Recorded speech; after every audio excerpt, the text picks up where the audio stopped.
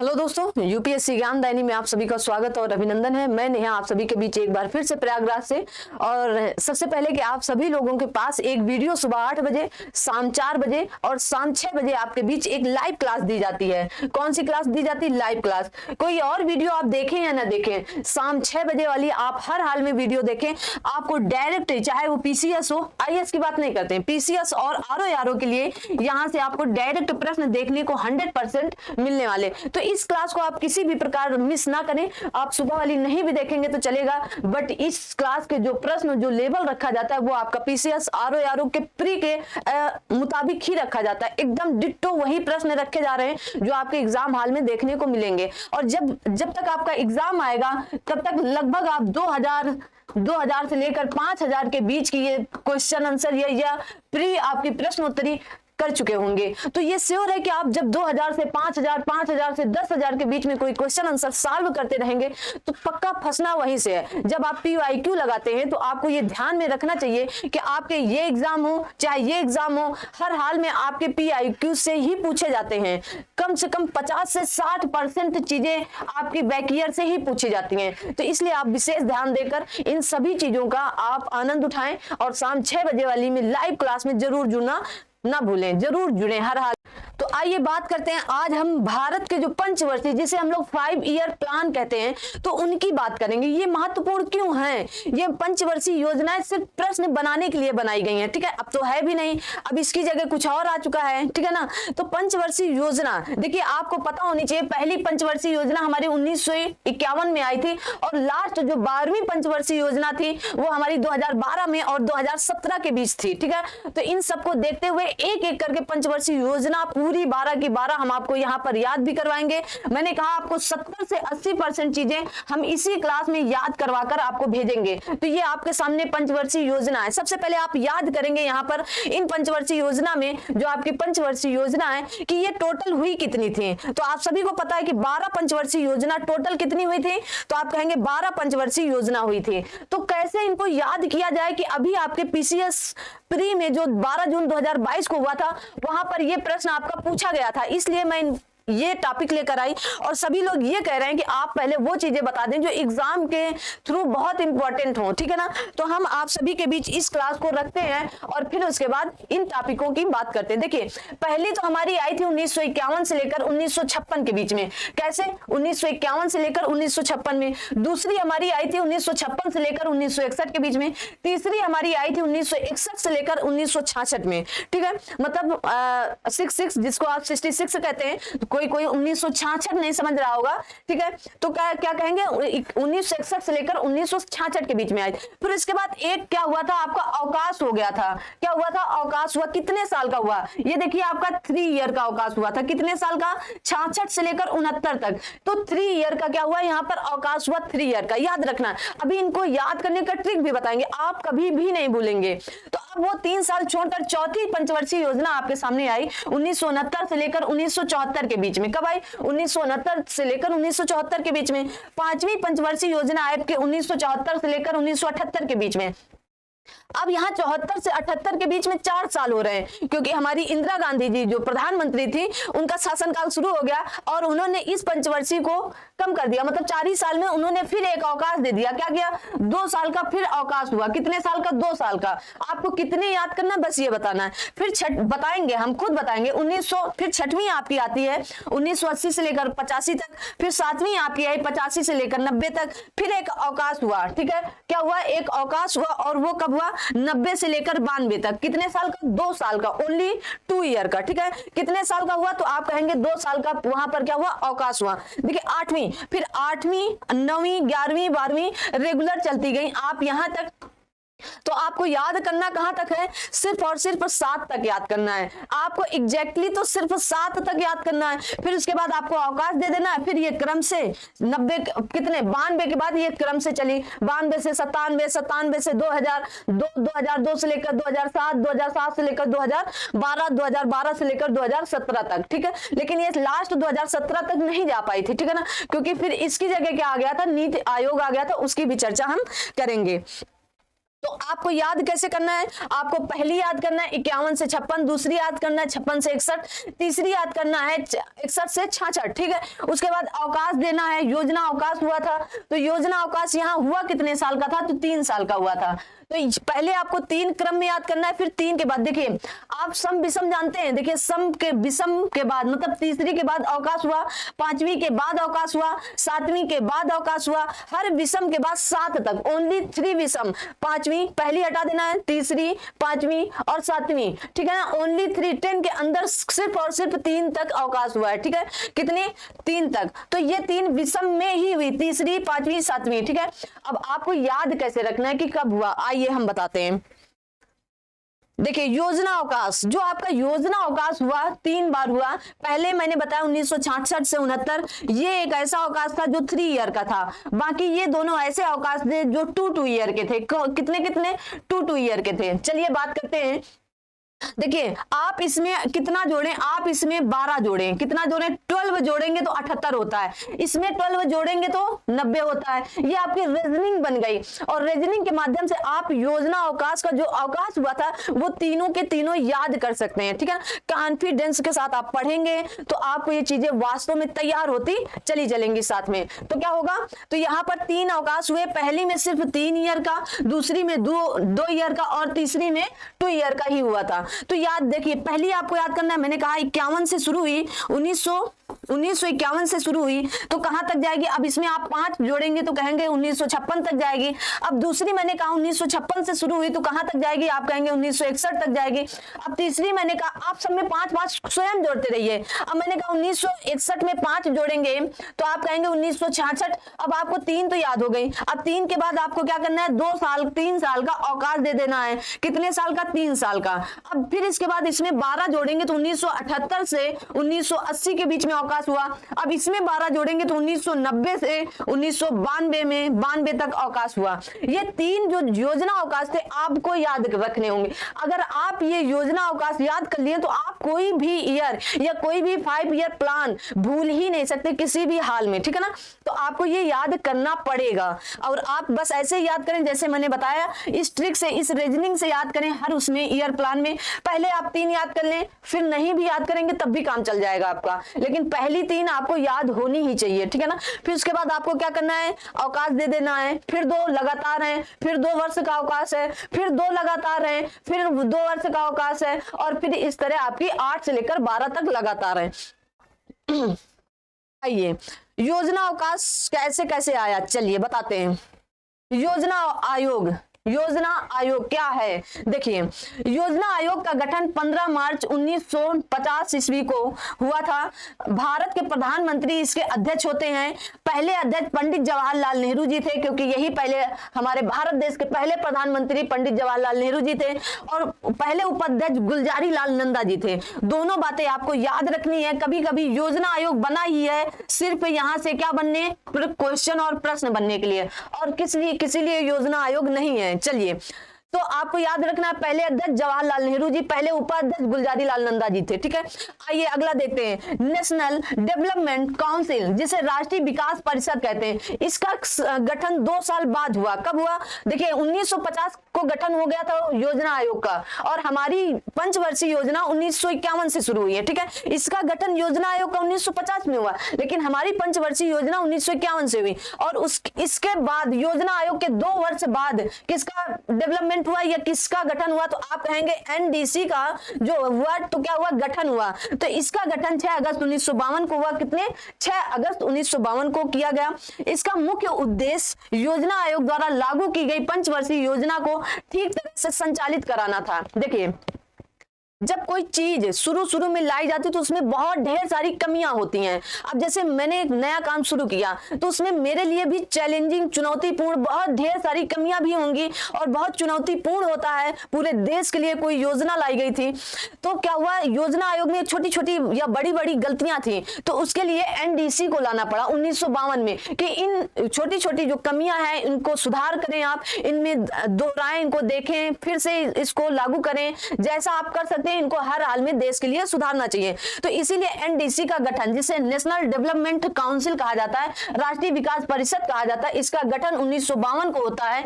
याद रखना है क्योंकि ये प्रश्न पूछा जाता है कभी कभी। और ये किस लिए? तो पंचवर्षीय योजना को ठीक तरह से संचालित कराना था कि ठीक तरह से हमारी योजनाएं जनता के पास तक जा रही हैं कि नहीं जा रही हैं, जो योजनाओं पर काम किया गया है, जो योजना जिस लिए बनी है वो काम उस पर हो रहा है कि नहीं हो रहा है। तो सिर्फ और सिर्फ इसलिए एनडीसी का गठन किया गया था। आई होप कि आप सभी लोगों को समझ में ये सारी बातें आई होंगी। चलिए, तो योजना आयोग पहली पंचवर्षीय, अब योजना आयोग के तहत समझ गए पंचवर्षीय योजना आई थी। अब पहली पंचवर्षीय योजना देखिए बहुत इंपॉर्टेंट है, पहली और दूसरी बहुत इंपॉर्टेंट है। और दूसरी बात, यहाँ पर जो चीजें बताई जा रही हैं उनको ऑथेंटिक तरीके से आप समझते चलिए, पोथी पत्र नहीं, यहीं से प्रश्न हूबहू यहीं से प्रश्न आपके एग्जाम में देखने को मिलेंगे, 100% यहीं से मिलेंगे। आइए पढ़ते हैं और इनको देखते हैं, ठीक है। चलिए, तो कहा गया पहली पंचवर्षीय योजना कब आई थी? मैंने बताया आपको 1951 से 1956। अब आप जब भी पढ़ें पहली पंचवर्षीय योजना, जब भी पढ़ें 1951 से 1956, तब आप एक बार में, चलिए, तो हम बात कर रहे थे जब पहली योजना आप पढ़ें कि 1951 से लेकर 1956, तो इसके साथ तीनों योजनाएं पढ़े, पहली, दूसरी, तीसरी, ठीक है ना। तो तीन योजनाएं पढ़ने से आपको मिलेगा क्या? क्योंकि पहली, दूसरी, तीसरी के बाद 3 वर्ष का योजना अवकाश हुआ था। क्या हुआ था? 3 वर्ष का योजना अवकाश हुआ। और फिर चौथी, पांचवी के बाद 2 वर्ष का हुआ था। तो देखिए, पहली 3 योजनाएं हुई तो 3 वर्ष का हुआ, दोबारा में 2 वर्ष योजना के बाद योजना अवकाश 2 वर्ष का हुआ, और फिर दोबारा जब तीसरी योजना अवकाश हुआ या तीसरा योजना अवकाश हुआ तो छठवीं और सातवीं फिर 2 योजना ही होने के बाद 2 वर्ष का योजना अवकाश हुआ। तो आपको ये ट्रिक से ये योजनाएं भी याद हो जाएंगी। चलिए, तो पहली पंचवर्षीय योजना क्या कहती है? देखिए, आपको मॉडल याद रखना, उद्देश्य याद रखना, ये 2 चीज तो अपने दिमाग में एकदम घुसा के बैठा लेना है, ठीक है। तो मॉडल क्या था? तो हेराल्ड डोमर मॉडल था। हेराल्ड डोमर मॉडल था पहली पंचवर्षीय योजना का। क्या था? हेराल्ड डोमर मॉडल था पहली पंचवर्षीय। और आपका उद्देश्य क्या था? तो उद्देश्य बताएंगे। एम था कृषि को विकास करना, कृषि विकास करना, कृषि पर और अच्छे उन्नत किस्म के बीज लाना, मतलब कृषि को प्रोत्साहित करना था, ठीक है ना। तो ये क्या हुआ? देखिए, मुख्य कार्य और उद्देश्य कृषि को क्या था? तो पहली यही पूछा जाता है, पहली योजना किस मॉडल पर है? तो हेराल्ड डोमर मॉडल पर निर्धारित है या हेराल्ड डोमर मॉडल पर बनी हुई है। दूसरी बात पूछा जाता, उद्देश्य क्या था? तो कृषि का विकास करना था या कृषि विकास करना था। तो ये याद रखना। देखिए, अब कृषि का विकास करना था तो इसके अंतर्गत कई बातें कही गई। इस योजना काल के दौरान कई बड़ी सिंचाई परियोजना शुरू की गई, जैसे भाखड़ा नागल। मैंने बताया था भाखड़ा कहाँ का है? तो आप कहेंगे हिमाचल प्रदेश का, और नागल कहाँ है? तो आप कहेंगे पंजाब की है, ठीक है। एक साथ पढ़ते चलें, याद करते चलें। दामोदर नदी घाटी और दामोदर नदी घाटी परियोजना, और फिर ब्यास परियोजना। ब्यास परियोजना आपकी क्या है? और ब्यास नदी पर एक आपका पोंगा बांध है, ठीक है ना। पेंग बांध या पोंगा बांध, वो भी याद रखेंगे, ठीक है। पेंग बांध या पोंगा बांध, तो ये भी याद रखेंगे आप, ठीक है। और इसके साथ देखिए, अगर कृषि है तो भाई सिंचाई की योजना, सिंचाई परियोजना शुरू ही करनी पड़ेगी, तभी तो कृषि के लिए विकास होगा। क्योंकि कृषि की सिंचाई के लिए सबसे इंपॉर्टेंट क्या होता है? कृषि करने के लिए सिंचाई की सबसे ज्यादा जरूरत होती है, और वो नहीं होगी तो फिर बात कैसे बनेगी ना। तो पहली योजना किस पर आधारित है? तो आप कहेंगे उद्देश्य इसका कृषि विकास करना था। किस पर थी? किस मॉडल पर? तो हेराल्ड डोमर मॉडल पर। बस इतना याद रखना है। किस ईयर हुई? 1951 से 56 में हुई थी, ठीक है। चलिए, और जब जो हमारी परियोजनाएं हैं, परियोजना देखिए तब नहीं पता होता था, तो इन्हीं परियोजनाओं को हमारे पंडित जवाहरलाल नेहरू जी ने कहा है कि भारत के मंदिर हैं, ठीक है। इन्हीं को कहा है, परियोजनाओं को ही कहा है कि भारत के मंदिर हैं। आइए, दूसरी पंचवर्षीय योजना। दूसरी पंचवर्षीय योजना में क्या है? तो दूसरी पंचवर्षीय योजना की अवधि 56 से 61। मैंने कहा एक साथ 3 पढ़ेंगे, पहली, दूसरी, तीसरी। और ये किस मॉडल पर आधारित थी? तो आप कहेंगे पीसी महालनोबिस मॉडल पर आधारित थी। बस आपको ये याद रखना है कि पहली हेराल्ड डोमर मॉडल पर है, दूसरी पीसी महालनोबिस मॉडल पर है। गलती मत करना कि इसको पहली में कर देना, ठीक है ना, क्योंकि बच्चे यही कंफ्यूजिंग होते हैं। ये दूसरी है, पीसी महालनोबिस वाली दूसरी परियोजना है। इस पर क्या इसका उद्देश्य क्या था, तो आप कहेंगे औद्योगिक विकास करना। अब भाई मैंने कृषि पर विकास कर दिया, अब अगला आया कि चलिए उद्योग भी करेंगे तभी तो कुछ देश का भला होगा, जो देश के बाकी रोजगार बचे हैं तो उनके लिए उद्योगों का विकास करना अति आवश्यकता थी, और उन्होंने ये सब किया। देखिए देखिए जैसे प्रमुख कार्य, तो इसमें अनेक महत्वपूर्ण उद्योग, जैसे दुर्गापुर किसके सहयोग से लगा था, तो आप कहेंगे ब्रिटेन के, यहीं पर याद कर ले एक बार में, किसके, ब्रिटेन के। भिलाई किसके, तो रूस के, किसके सहयोग से, रूस के। राउरकेला किसके, तो जर्मनी के सहयोग से, ठीक है। देखिए मुझे एक बार में क्यों याद है, क्योंकि मैंने आपको जो ट्रिक बताई थी उस ट्रिक से मुझे सारे के सारे याद हैं, और आपको वो ट्रिक पता होना चाहिए। अगर नहीं पता है तो आप जाकर वीडियो देखेंगे वो वाला औद्योगिक खनिज उद्योग वाला, तो आपको इन सारी चीजों की ट्रिक के माध्यम से बताया गया है। आपको जीवन में कभी भूल नहीं सकता कि दुर्गापुर किसके सहयोग से बना था, भिलाई किसके सहयोग से बना था, राउरकेला किसके सहयोग से, कतई नहीं भूलने वाले हैं, ठीक है। इसमें क्या हुआ था, इस्पात कारखाने की स्थापना या स्थापित किए गए थे दूसरी पंचवर्षीय योजना में। क्यों, क्योंकि यहाँ पर उद्योग पर, औद्योगिक विकास पर बहुत ज्यादा ध्यान दिया गया था। आइए तीसरी बात करते हैं। देखिए अब यहाँ पर मॉडल नहीं है, बस दो मॉडल आपको याद करना है, फर्स्ट और सेकंड के, ठीक है ना। देखिए तीसरी पंचवर्षीय योजना क्या है, मैंने कहा अवधि, तो आप कहेंगे 61 से 66। आपको तो ये आप भूलना ही नहीं चाहिए कि 3, ठीक है, 1951 से 56, 56 से 61, 61 से 1966, तीनों पढ़े जब भी पढ़े, ठीक है। तो क्या हुआ यहाँ पर, देखिए 66, इसका उद्देश्य क्या था, तो आत्मनिर्भरता और कृषि एवं उद्योग का विकास करना। देखिए पहले में कृषि, दूसरे में औद्योगिक विकास, अब यहाँ पर आ गया कि आत्मनिर्भर भी बने, कृषि भी करें, औद्योगिक मतलब उद्योग भी करें, और दोनों चीज मतलब दोनों बातें आ गई ना। देखिए आत्मनिर्भरता, कृषि और उद्योग का विकास करना, वो जो दो मॉडल पर आधारित है, जो पहली और दूसरी पंचवर्षीय में, वो तीसरी में दोनों बातें यहीं पर आ जाती हैं, तो आपको याद करने में आसानी होनी चाहिए, ठीक है ना। आत्मनिर्भरता के साथ साथ कृषि और उद्योग का विकास करना था, ठीक है। देखिए प्रमुख कार्य क्या थे, इस योजना के अंतर्गत सोवियत संघ के सहयोग से झारखंड में बोकारो आयरन एवं स्टील इंडस्ट्री की स्थापना की गई। किसके सहयोग से, सोवियत संघ मतलब रूस, किसके साथ, रूस के साथ। बोकारो, जब मेरा बेकार समय आता है तो भिलाई, मेरे साथ भलाई करने के लिए आपका रूस हमेशा साथ खड़ा रहता है। चाहे आपका 1962 में भारत चीन युद्ध हो, चाहे 1965 में पाक और भारत पाकिस्तान युद्ध हो, चाहे 1966 में आपके देश में जो सूखा पड़ा था चाहे तब हो, ठीक है। तो किसने किया, तो ये सब आपके साथ किसने किया, तो रूस ने किया था, मतलब रूस ने साथ दिया था। मैंने याद करने की ट्रिक बताई, और सबसे असफल योजना यही थी। क्यों थी, क्योंकि इसी में चीन युद्ध हुआ, इसी में पाक युद्ध हुआ, इसी में सूखा आया, देश एकदम आपत्ति और कहते ना कंगाली के दौर से गुजर रहा था उतने समय। 1962 से लेकर 66 के बीच में इस तरह ये देश संघर्ष करके सोने की चिड़िया कहलाने वाला देश, मतलब इस स्थिति से गुजर रहा था कि एकदम असफल तीसरी पंचवर्षीय योजना साबित हुई, ठीक है। आप देख सकते हैं। आइए चौथी पंचवर्षीय योजना देखते हैं। अब आपका चौथी पंचवर्षीय योजना से पहले क्या आया, योजना अवकाश आ गया, जिसकी मैंने बात की कि 3 तो हो गई, और 3 के बाद 3 वर्ष का योजना अवकाश हुआ 66 से 69, 1966 से 1969 तक, ठीक है, 1966 से 1969 तक। चलिए देखते हैं इसका उद्देश्य। देखिए तीसरी पंचवर्षीय योजना के विफल होने के कारण इसे रोक दिया गया और 3 वर्षों की अवधि के लिए वार्षिक योजना चलाई गई। भाई सारी मतलब थर्ड वाली जो योजना थी, जो तीसरी पंचवर्षीय योजना थी, वो इतनी असफल थी। भाई चीन युद्ध हुआ, उसी में पाक युद्ध हुआ, उसी में सूखा आ गया, तो मतलब कहा गया थोड़ा सा विराम दो, पंचवर्षीय योजनाओं को थोड़ा सा विराम देकर बनाई जाए। तो इन्हें क्या किया गया, वार्षिक योजना चलाई गई कि एक एक वर्ष के लिए आप कार्य करें, उनको जांचें, उनको पड़तालें, जब अच्छा कार्य होने लगे तो फिर से पंचवर्षीय योजना शुरू की जाएंगी, ठीक है। चलिए चौथी पंचवर्षीय योजना क्या थी, देखिए चौथी पंचवर्षीय योजना, अब 3 साल का तो आपका क्या हो गया था, योजना अवकाश हो गया, वहां पर वार्षिक योजनाएं होने लगी, तो अब आपके 69 से 74 चली। तो इसमें क्या था, देखिए उद्देश्य क्या था इसका, तो इसका उद्देश्य था स्थिरता के साथ आत्मनिर्भरता, कृषि तथा सिंचाई पर महत्व।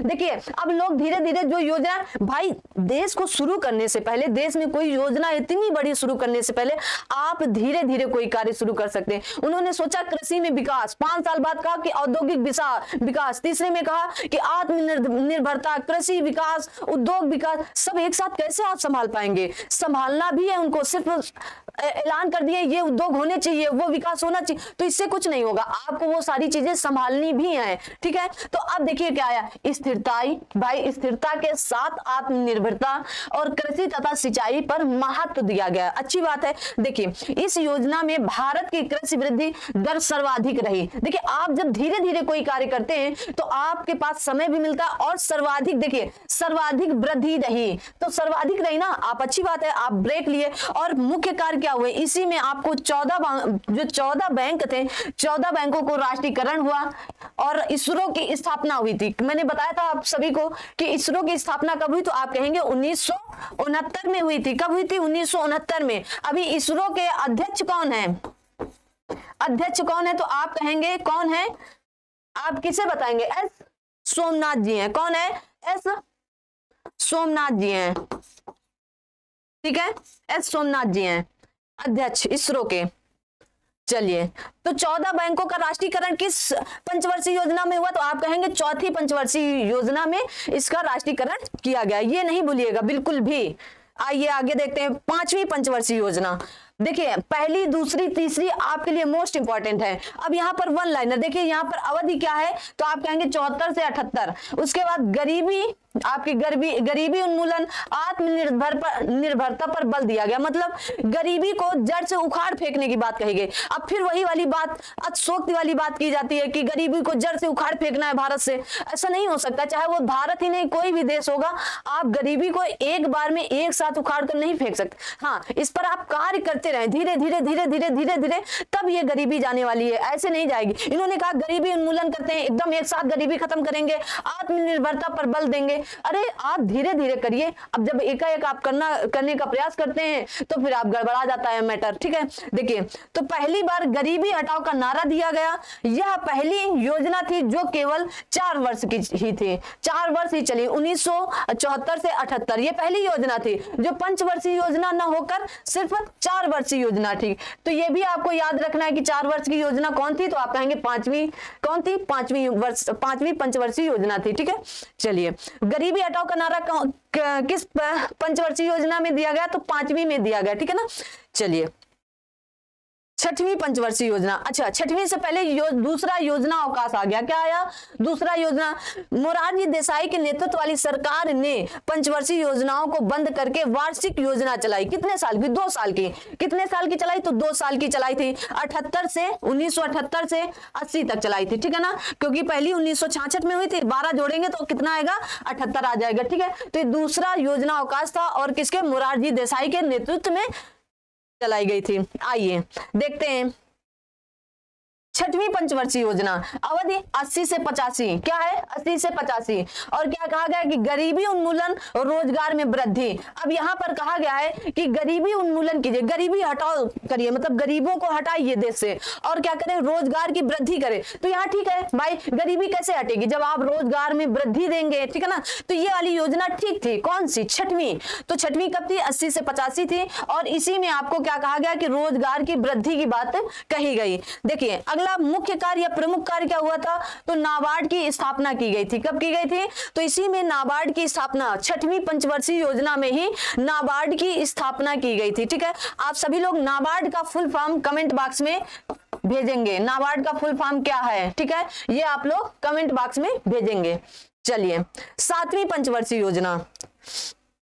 देखिए 7वीं पंचवर्षीय योजना क्या कही जा रही है? 7वीं पंचवर्षीय योजना अवधि क्या थी इसकी? तो 85 से 90।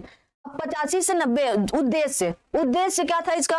तो रोजगार, शिक्षा, जन स्वास्थ्य का विकास करना। ये योजना एकदम मस्त योजना थी भाई। रोजगार भी देंगे ये लोग, शिक्षा पर भी विकास कर रहे थे, जन स्वास्थ्य पर भी ध्यान दे रहे थे, और क्या इन पर सब में विकास कर रहे थे। रोजगार, शिक्षा, जन स्वास्थ्य आज का मूल्य, मतलब मूल्य हो गया है कि ये चीजें तो होनी ही चाहिए हर एक मनुष्य के पास, हर एक नागरिक के पास, देश के हर एक नागरिक के पास शिक्षा, रोजगार भी होना चाहिए कि बेरोजगारी ना हो, रोजगार हो उसके पर, और उसका स्वास्थ्य भी अच्छा हो। ठीक है ना, तो 7वीं पंचवर्षीय योजना 1985 और 90 के बीच ये बात कही गई। देखिए प्रमुख कार्य क्या थे? गरीबी की माप सबसे पहले इसी योजना के दौरान लकड़वाला समिति द्वारा की गई थी। तो लकड़वाला समिति किसके लिए? तो गरीबी के लिए है। किसके लिए? तुरंत इसको मिलान करने के लिए पूछा जाता है कि लक्कड़ वाला समिति किससे संबंधित है?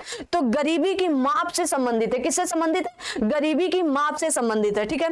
भोजन, काम, उत्पाद का नारा योजना में दिया गया है। इस योजना में कहा गया भोजन प्राप्त हो या भोजन मिले, मुझे काम दो और उत्पाद का नारा इसी आपकी 7वीं पंचवर्षीय योजना में ही दिया गया। 7वीं पंचवर्षीय योजना ना काफी सफल रही। ठीक है। फिर देखिए तीसरा योजना अवकाश आपका आ जाता है। कौन सा? तीसरा योजना अवकाश आ जाता है आपका। कौन सा आता है? तीसरा योजना अवकाश आ जाता है। तो इसमें क्या कहा गया? 90 से 92 के दौरान भारत आर्थिक संकट से जूझ रहा था, इसी कारण वार्षिक योजना चलाई गई। भाई भारत क्या था? 90 से 92 के बीच क्यों आर्थिक स्थितियों या आर्थिक संकट से जूझ रहा था? किसी को पता है क्या क्या हुआ था 90 के आसपास? 1990 में कौन सी ऐसी घटना घटी थी जिसके कारण भारत आर्थिक संकट से जूझ रहा था? ये आप कमेंट करके बताएंगे, क्योंकि आप कमेंट करेंगे तो आप खोजेंगे तभी बताएंगे। तो इसका उत्तर आप बताएंगे क्यों भारत 1990 और 92 के बीच में आर्थिक संकट से जूझ रहा था। ठीक है। 8वीं पंचवर्षीय योजना देखिए, 8वीं पंचवर्षीय योजना अवधि क्या है? तो आप कहेंगे 92 से 97। अब लगातार आपकी 5 पंचवर्षीय 8वीं, 9वीं, 10वीं, 11वीं, 12वीं लगातार होंगी। इसमें क्या था? मानव संसाधन का विकास करना, मानव को संसाधन के लिए विकास करना। ठीक है। मानव विकास नहीं करना था, मानव संसाधन विकास करना था। ठीक है ना। अगला है मुख्य कार्य, प्रमुख कार्य। इसी काल में प्रधानमंत्री रोजगार योजना आई थी।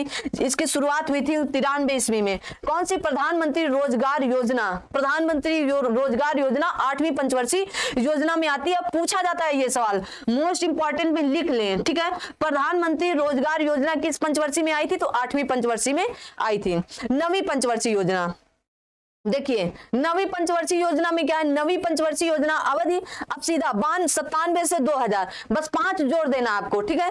तो क्या था? न्यायपूर्ण वितरण एवं समानता के साथ विकास करना। मतलब ये नहीं कि स्त्री और पुरुष में आप अंतर करें। यहाँ पर 9वीं पंचवर्षीय योजना एकदम कहते हैं ना, स्त्री को एकदम प्रकट बना रहे थे कि आप भी पुरुष के समान हो। ठीक है ना। और यहीं से देखिए 2000 के आसपास से ही लड़की लड़का में भेदभाव कम होने लगा था। आज 22 साल लगभग हो रहे हैं, अगर इससे जोड़ेंगे तो 20 साल हो रहे हैं। तो 2000 के आसपास से ही लड़की लड़का में भेदभाव होना थोड़ा सा कम होने लगा था, और धीरे धीरे होते होते आज इस स्थिति में आया कि आज लड़कियां लड़कों से ऊपर तिरंगा लहरा रही हैं, हमारे जेट विमान उड़ा रही हैं। मतलब हर एक चीज लड़कियां, कोई क्या कहते हैं कि लड़ाकू विमान उड़ा रहा है। जो अभी मुस्लिम महिला बनी थी वो लोग मतलब पुरुषों को पीछे ढकेलकर आज महिलाएं आसमान छू रही हैं। ठीक है ना। तो उन्हें पंख खोलने दो और उन्हें अपनी उड़ान भरने दो। ठीक है। चलिए, तो न्यायपूर्ण वितरण एवं समानता के साथ विकास करना था। ये आपकी 9वीं पंचवर्षीय योजना में बताया गया। और 10वीं पंचवर्षीय योजना 2002 से 2007 के बीच थी। इसका उद्देश्य था कि गरीबी और बेरोजगारी को समाप्त करना। भाई जितनी गरीबी है, जितने लोग गरीब हैं, इनको थोड़ा थोड़ा करके देखिए कब से गरीबी पर काम किया जा रहा है। धीरे धीरे गरीबी और बेरोजगारी, यहाँ पर बेरोजगार की भी बात हुई कि गरीबी और बेरोजगार को समाप्त करना। अगले 10 वर्षों में प्रति व्यक्ति आय दुगनी करना था। कितनी करना था? दुगनी करना है। तो ये आप देखिए 2007 में कहा गया है, तो 10 वर्ष मतलब 2017 में दोगुनी हो जानी चाहिए। तो इसे क्या करना था? गरीबी और बेरोजगारी को समाप्त कर। उद्देश्य पूछे जाते हैं, आप इन्हें जितने हरे से लिखे रहते हैं, लिखा है मैंने, लिखवाया, उतने आप बिल्कुल याद कर लेंगे। आइए लास्ट 2 पंचवर्षीय योजना बचती हैं। चलिए, क्लास लंबी हो रही है। तो 11वीं पंचवर्षीय योजना की अवधि थी, आप कहेंगे 2007 से 2012। इसका उद्देश्य क्या था? तो तीव्रतम एवं समावेशी विकास करना।